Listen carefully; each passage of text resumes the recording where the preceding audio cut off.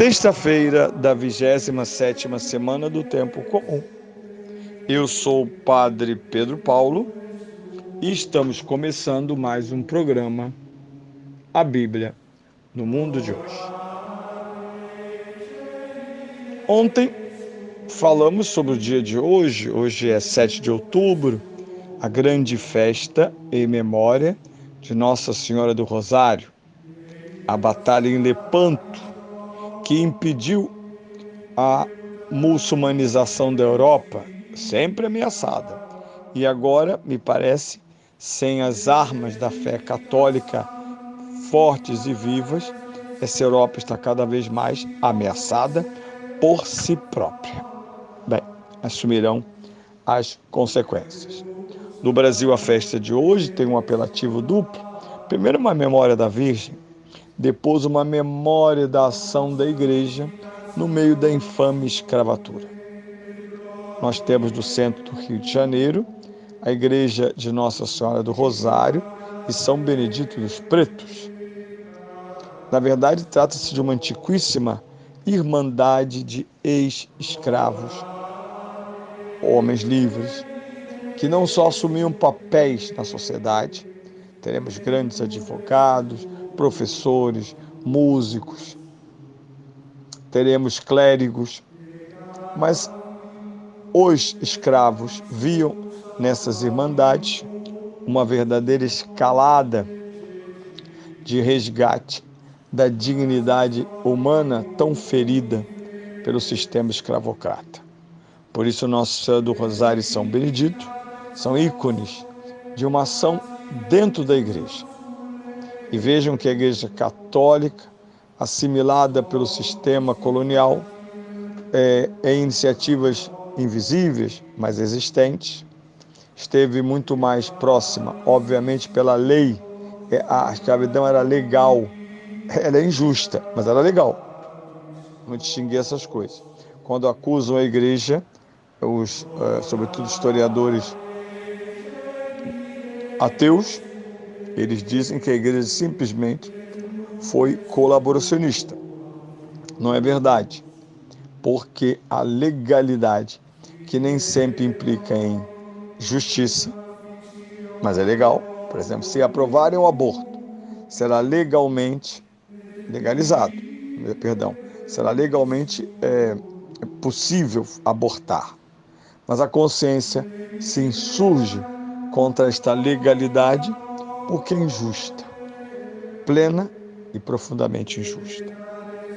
Por isso, hoje é um dia não só do Santo Rosário, e o Santo Rosário está no centro de um mês missionário. Há de se perguntar qual é o papel da memória de Nossa Senhora do Rosário naquela grande batalha de Lepanto hoje. De que maneira o rosário é escudo, lança, capacete, elmo de uma batalha permanente contra o demônio e as suas insídias, contra o nosso próprio pecado, e que favorecerão o melhor dos apostolados. O apostolado não tem sua característica plena na ação, mas a ação chamada apostólica é aquela ação que brota da vontade, dos lábios e da ação de Cristo, impregnada na vida dos apóstolos. Nesse próximo domingo, ouviremos São Lucas no capítulo 17, 11 a 9.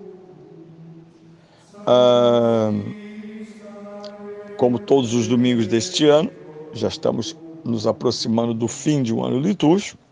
São Lucas foi o evangelho que ouvimos, que assimilamos, que meditamos prazerosamente este ano. Naquele tempo, indo Jesus a caminho de Jerusalém, passava entre a Samaria e a Galiléia. Ao entrar numa povoação, vieram ao seu encontro 10 leprosos. Conservando-se à distância, disseram em alta voz: Jesus, Mestre, tem compaixão de nós. Ao vê-los, Jesus disse-lhes: Ide mostrar-vos aos sacerdotes. E sucedeu que, pelo caminho, ficaram limpos da lepra. Um deles, ao ver-se curado, voltou atrás, glorificando a Deus em alta voz. E prostrou-se de rosto por terra aos pés de Jesus para lhe agradecer. Era um samaritano. Jesus, tomando a palavra, disse: Não foram 10 os que foram curados? Onde estão os outros 9? Não se encontrou quem voltasse para dar glória a Deus, senão esse estrangeiro? E disse ao homem: Levanta-te e segue teu caminho. A tua fé te salvou. Bem, um evangelho impressionante nos seus detalhes, como todos os trechos dos evangelhos. Primeira informação do evangelista é que Jesus está em ação. Jesus é incansável. Não fisicamente, porque ele era humano e a sua humanidade implicava não no pecado, mas nos limites.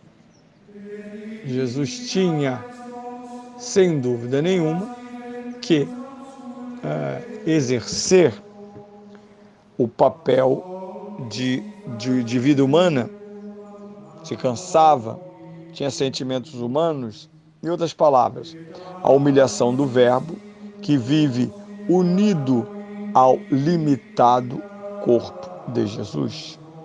Corpo puríssimo e limitado. Muito bem. E isso, no entanto, o verbo impulsiona este corpo limitado às fronteiras do cansaço. Ir e vir. Para termos mentalmente um mapa do que está sendo dito, Israel está dividido pelo menos em 3 grandes regiões. Ao norte, a Galileia, que é a terra natal de Jesus. Ao sul, a Judéia, capital Jerusalém. Ao centro, a Samaria. O que significa que, vindo da Galileia para Jerusalém, ou voltando de Jerusalém para a Galileia, Jesus deve passar pela Samaria. E veremos que ele chama o samaritano mais adiante de estrangeiro. Mas isso é uma outra conversa. Bem, neste caminho, ele precisa com seus apóstolos repousar, lavar-se. E ao mesmo tempo, a cada vez que ele se hospeda num povoado, esse povoado se torna palco da sua pregação. Sim, ele prega nesses lugares, cura nesses lugares. E nesse momento, quando ele entra naquela povoação, algo extraordinário acontece. A voz uníssona de 10 leprosos, que veem Jesus e gritam: Jesus, Mestre, tem compaixão de nós. Interessante, esses homens já tinham sido indiretamente evangelizados, porque chamam Jesus de mestre, rabi. Esse homem que vem da Galileia para a Judéia tantas vezes, já foi ouvido por eles à distância. Já tinham recebido de seus parentes e amigos a notícia de uma esperança de cura. Alguém deve ter dito: vejam, há um homem que pode curar-vos, Jesus de Nazaré.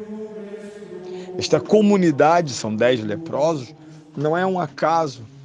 Desde Moisés, os leprosos devem viver fora da cidade, como uma comunidade de excluídos, e evidenciando por causa do contágio. Sabemos o que é isso, porque os 2 últimos anos foi uma das palavras mais utilizadas, contágio, né? E isolamento. Usamos a palavra inglesa lockdown, isolamento. Muito bem. Esses homens gritam na direção de Jesus. A voz desses homens é a voz de toda a humanidade. Entende? compaixão de nós. Significa que o ensino de Jesus, a sua maestria, não é de um professor numa sala de aula, mas é de um mestre que tem uma palavra fecunda e uma palavra terapêutica. Por isso, o mestre que se compadece daqueles a quem se dirige.